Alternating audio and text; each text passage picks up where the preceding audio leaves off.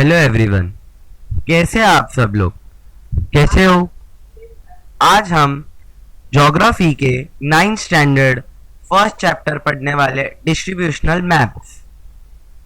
अभी हमने fifth six seventh एथ में मैप्स के ऊपर तो पढ़ा ही होगा, पर इस बार हम अलग अलग टाइप के मैप्स पढ़ेंगे। तो मैप के दो टाइप होते हैं, एक होता है फिजिकल और एक होता है पॉलिटिकल। तो जैसा मैंने आपको स्क्रीन पे दिखाया हो, आपको क्या फर्क दिख रहा है इसमें? देखो, एक में ये इंडिया कंट्री है, बराबर। इंडिया में एक इसमें सिर्फ आउटलाइन है, मैप आउटलाइन है कंट्री का, और दूसरे इसमें क्या है, पूरा कंट्री है, कंट्री का आउटलाइंस है, फिर स्टेट का आउटलाइन है, डिस्ट्रिक्ट का आउटलाइन है, मतलब बॉर्डर्स पूरा दिखाया है। लेकिन इसमें क्या होता है, जो मेन टॉपिक रहता है उस फिजिकल मैप में, जो मेन टॉपिक रहता है वो ही सिर्फ आउटलाइंड होता है और बाकी सब ब्लैंक रहता है अंदर। तो आपको अभी समझ ही गया होगा फिजिकल और पॉलिटिकल मैप में क्या फर्क होता है। तो हम अभी आगे चलते हैं। ये देखो, ये भी दो टाइप के मैप्स दिखाए हैं। महाराष्ट्र में कितने डिस्ट्रिक्ट है याद है आपको? 36 डिस्ट्रिक्ट्स है महाराष्ट्र में। इधर देखिए, फिजिकल मैप में आपको दिख रहा होगा कि कलर वाइज है, इसमें आपको बॉर्डर्स नहीं दिख रहे और इसमें आपको बॉर्डर्स दिख रहे हैं।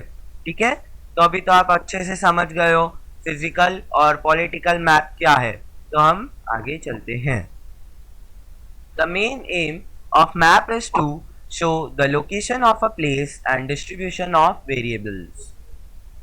लोकेशन यानी कहाँ है। लोकेशन मतलब अभी देखो, जैसे मेरा लोकेशन है, मैं इधर बैठा हूँ और कोई देखना चाहता है तो मेरा लोकेशन चेक करेगा वो, समझे आप घूमने जाते हो तो आप पहले देखते हो लोकेशन कैसा है, वो लोकेशन किधर है, रोड कैसे जाना है वहां पर, लो ऐसे हम सब देखते हैं, गूगल मैप पे ये हम देखते हैं। ठीक है, तो some maps are made for special themes, such maps are called thematic maps. So thematics map क्या होता है, हम ये फॉर्मूला उसका पढ़ेंगे और फिर डेफिनेशन ये पढ़ेंगे और फिर मैं आपको इसका मीनिंग समझाता हूँ। Thematic maps are designed instead to highlight information on specific topics. It could be anything from geology to population density or weather. ये मैप में हमें हाईलाइट इंफॉर्मेशन मिलती है। ये जो थीमेटिक मैप होते हैं स्पेशल चीजें के लिए बनते हैं, मतलब जैसे मैंने आपको दिखाया फिजिकल पॉलिटिकल, वो मैप्स क्या स्पेशल नहीं है, वो कॉमन है, पर ये जो रहते हैं वो स्पेशली मैप्स बनते हैं। ये पॉपुलेशन डेंसिटी, वेदर, ये सब चीजों के लिए यूज होते हैं। तो हम आगे अभी चलेंगे। इन thematic maps distribution of various variables are done of temperature, population, etc. ये तो मैंने आपको बता ही दिया। The most important is for the distribution of map we require statistical data. Statistical data मतलब आपको मालूम ही होगा, statistical data मतलब अगर जब हम पढ़ाई करते हैं वो चीज के ऊपर, तो जो उसके बाद हमें डेटा मिलता है उसे स्टैटिस्टिकल डेटा कहते हैं। मतलब जैसे हम अगर एक कंट्री के ऊपर स्टडी कर रहे हैं तो हमें मालूम पड़ेगा कि कौन से स्टेट में कितना पॉपुलेशन है। तो ये जो हमने फाइंड आउट किया इसे हम कहेंगे स्टैटिस्टिकल डाटा। तो अभी देखो डिस्ट्रीब्यूशनल मैप्स, ये टेबल जो है ये ध्यान से देखो और चाहिए तो स्क्रीनशॉट भी इसका खींच लो। देखो, फर्स्ट टाइप होता है डॉट मेथड, इसमें first type dot method, second choropleth method और थर्ड आइसोप्लेथ मेथड। तो हम अभी आगे चलेंगे और एक एक मैप के बारे में ध्यान से पढ़ेंगे। कैसा लग रहा है दोस्तों आपको चैप्टर? अच्छा ना, इंटरेस्टिंग है ना बहुत? अच्छा, चलो आगे चलते हैं। Dot method. A dot method map is prepared using statistical data. ये तो मैंने आपको पहले ही बताया कि डॉट मेथड जो होता है वो स्टैटिस्टिकल डाटा के ऊपर बनाया जाता है। The dots are used to show its distribution on the map. देखो, मतलब जो डॉट्स है वो क्यों यूज करे जाते हैं? डिस्ट्रीब्यूशन दिखाने के लिए कि किधर ज्यादा डिस्ट्रीब्यूशन है किधर कम है, समझे? The size of A dot should be uniform, मतलब ये मैप को हम बनाते समय ये ध्यान में रखना चाहिए कि वो जो डॉट का साइज है वो यूनिफॉर्म रहे, कहीं पर एकदम छोटा कहीं पर एकदम बड़ा ना हो। ठीक है, पहले वैल्यू हमें फिक्स करना होता है। ये छोटा डॉट 1 सेंटीमीटर सरकमफ्रेंस वाला डॉट, एक उसका वैल्यू, जैसे देखो अमरावती डिस्ट्रिक्ट का मैंने ये लिया है, यहाँ मैंने अमरावती डिस्ट्रिक्ट का मैप लिया है। यहाँ पर देखो मैंने लिखा है rural each dot unit 10,000 population, मतलब जो भी रूरल एरिया है उधर 10,000 का पॉपुलेशन है। फिर पॉपुलेशन ऑफ मेन सिटीज, जैसे देखो ये जो है उसका 50,000, फिर थोड़ा उससे बड़ा 1 लाख, फिर उससे थोड़ा बड़ा 2 लाख, उससे बड़ा 5 लाख। तो देखो हम पहले देखेंगे ईच डॉट रूरल एरियाज कहाँ है। देखो इधर हमें दिख रहा है, इधर है, फिर इधर अमरावती के बाजू में बहुत है, दिखा। तो अभी इसके बाद क्या देखेंगे हम, 50,000 कहाँ पर है, तो 50,000 वरुद में है और बस उधर ही है। फिर 1 लाख देखेंगे हम कहाँ पर है, 1 लाख है अंजनगांव सुरजी। फिर उसके बाद देखेंगे हम 2 लाख कहाँ पर है, तो आचलपुर, आचलपुर में 2 लाख पॉपुलेशन है। और उसके बाद हम देखेंगे 5 लाख का है, तो 5 लाख तो आपको आराम से दिख ही गया होगा, 5 लाख अमरावती के एकदम सेंटर में है। और जो भी ये छोटे छोटे डॉट्स है वो सब क्या है, 10,000 पॉपुलेशन, मतलब वो क्या है, रूरल एरियाज है। समझ गए दोस्तों आप? तो चलो हम अभी आगे चलते हैं। तो ये कौन सा मैप है, मैंने आपको बताया था टेबल में, ये है choropleth method. The data regarding various geographical variables is shown by shades और टिंट्स ऑफ वेरियस कलर्स, मतलब आप समझ ही गए होंगे, ये एकदम सिंपल इंग्लिश है। मतलब देखो जो डाटा है दिया इसमें वो हमें कलर के ऊपर से समझते हैं हम। ठीक है, अभी हम लोग जैसे मैप देखते हैं, ये वाला ही देख रहे हैं समझो, तो इसमें जहाँ पर एकदम डार्क है वो किधर है, उधर, ये समझो कोरोना का है, ये कोरोना के लिए मैप बनाया है, मैंने आपको बताया था स्पेशल चीज़ों के लिए बनाया जाता है। तो समझो ये स्पेशल कोरोना के लिए बनाया है कि इंफॉर्मेशन मिले हमको इससे, कहाँ पर कैसा एरिया है, रेड जोन है, कैसा है। तो देखो अभी इधर जो ये एरिया है वो बहुत ही ज़्यादा है, मतलब उधर ज़्यादा कोरोना के पेशेंट्स है।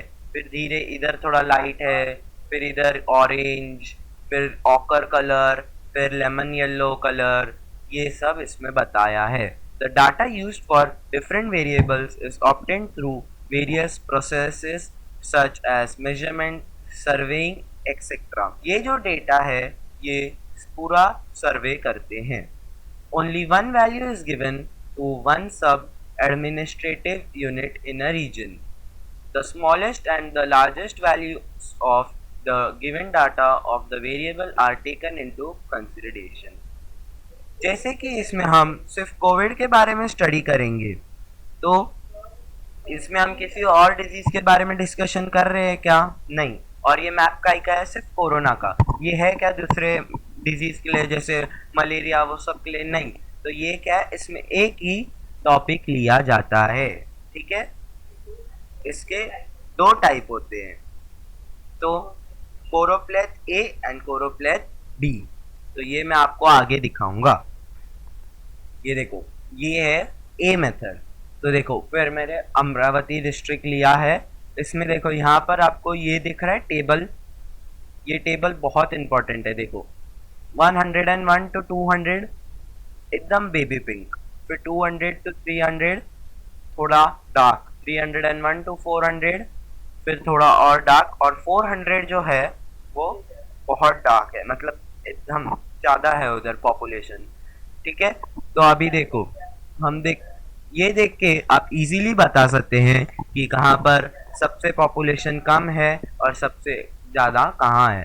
तो अमरावती डिस्ट्रिक्ट में अमरावती जो उसमें सबसे ज़्यादा पॉपुलेशन है, और सबसे कम कहाँ है, देखो चंदूर रेलवे, फिर तिरसा, भकुली, फिर उसमें सबसे कम है चिकलोधारा, और फिर सबसे ज़्यादा तो मैंने आपको बताया था अमरावती, आचलपुर, फिर थोड़ा कम अंजनगांव सुरजी, फिर उसके बाद धरनी। तो ये सब तो आप समझ ही गए होंगे। अब हम जाते हैं कोरोप्लेथ मेथड बी पर। ठीक है, यहाँ तक समझा सबको? तो चलो आगे हम जाते हैं। ये है कोरोप्लेथ मेथड बी।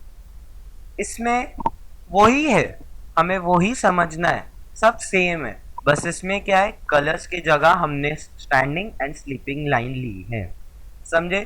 तो ब्लैक एंड वाइट लाइंस ली है, ब्लैक लाइंस है और बैकग्राउंड वाइट है। तो इसमें देखो, इसमें जहां पर सबसे ज्यादा लाइंस हैं वहां पर सबसे ज्यादा पॉपुलेशन है, और जहां पर सबसे कम है उसमें सबसे कम पॉपुलेशन है। मैंने सेम टेबल इधर बनाया है, आप ये देखो और आपको यह आसानी से समझ में आ जाएगा। देखो तो 400 है, उससे ज्यादा यहाँ 400। टेक्स्ट में गलती से इसका नाम आपको आइसोप्लेथ मेथड दे दिया गया है, पर ये ही राइट इंफॉर्मेशन है। आप चाहिए तो गूगल पे एक बार चेक कर सकते हैं। अमरावती में देखो सबसे ज़्यादा पॉपुलेशन है, फिर आंचलपुर में सबसे ज़्यादा है, फिर उसके बाद धरनी, अंजनगांव सुरजी थोड़ा कम, ऐसे करके देखो। फिर चिखलदारा में सबसे कम है। ठीक है दोस्तों, समझ गए आप? तो इसमें आपको एक ही ध्यान रखना है, जहाँ पर डार्क है कलर या इसमें ज़्यादा छोटे छोटे बॉक्सेस है वो ज़्यादा है, उधर पॉपुलेशन या जो भी चीज़ आप कंसिडरेशन में ले रहे हो। और जहाँ पर सबसे छोट आपको ये सब मेन जो मैंने आपको बताया है, इंडेक्स पढ़ के ही आपको ये सब समझेगा। ठीक है दोस्तों, तो हम आगे चलते हैं। Counter maps and isobar maps. A contour line of a function, ये दोनों मैप पहले ही बता रहा हूं मैं, अलग है, ये थीमेटिक मैप्स में नहीं आते हैं। ये लाइन ज्वाइंट करते हैं। A contour line of a function of two variable is a curve along using the function has a constant value so that the curves join point to equal value. It is a plane section of three-dimensional graph of the function f parallel to the plane. यहाँ same climate देखो तो हमें इससे कहाँ पता चल रहा है, जहाँ लाइंस है, जैसे देखो अभी ये ब्लू लाइन जो है वो जहाँ पर है वहाँ सेम क्लाइमेट है। ठीक है, और जहाँ पर मतलब जैसे लाइन है वहाँ सेम है, और ये क्या है, थ्री डायमेंशनल है। फिर आता है isobar map. Isobars and isotherms are like lines on weather maps which represent patterns of pressure and temperature respectively. ये जो मैप है वेदर कास्टिंग के लिए ही यूज होता है। जैसे ब्लू लाइंस हवा का प्रेशर दिखा रहा है, कहाँ पर हाई है कहाँ पर लो है, ये सब हमें इससे समझता होता है। The show how they show how temperature and pressure are changing over space, and so let's describe the large scale weather patterns across a region in the map. तो यही मैंने आपको समझाया है, इससे हमें टेम्परेचर प्रेशर कहाँ चेंज हो रहा है वो सब समझ में आता है। तो हम आते हैं थर्ड मेथड पे जो है isopleth method. This is the last and the final है। वो दोनों मैंने आपको इसलिए बताए क्योंकि वो भी लाइन बेस्ड पे है, ये भी लाइन बेस्ड पे है। Isopleth method. The distribution was shown with the help of line equal values. When the distribution of a variable is continuous, the isopleth method is then used to show its distribution. ये use करते हैं हम altitude, temperature, rainfall, etc. के लिए। यहाँ पर भी respectively place पर ही बनाया जाता है, इसलिए हम पॉइंट रिलेटेड डेटा कहते हैं। On the basis of this information isopleth methods are prepared using the step below. तो अभी हम पढ़ेंगे कि स्टेप्स क्या क्या है और फिर आप तो समझ ही जाओगे, है ना? By considering the highest and the lowest values of the variable, the class intervals is decided by two draw the isoplex method which in turn decides the difference between lines। इसमें हम क्लास इंटरवल बनाते हैं। जैसे पिछले वाले में हमने 200, 300 light colour बताया था, वैसे 200 और 300 से क्लास इंटरवल कहते हैं। Lines are drawn for the divided intervals. Locations with the same value are jointed by a line। मतलब जो दो लोकेशन है उसे हम लाइन के जरिए से जोड़ते हैं।